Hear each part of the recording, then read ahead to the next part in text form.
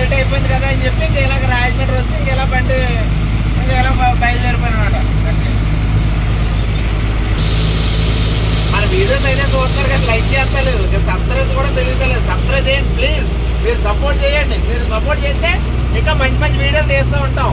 మేము కొత్తగా YouTube channel ఇస్తాం, మమ్మల్ని సపోర్ట్ చేయండి ఫ్రెండ్స్. అంతే.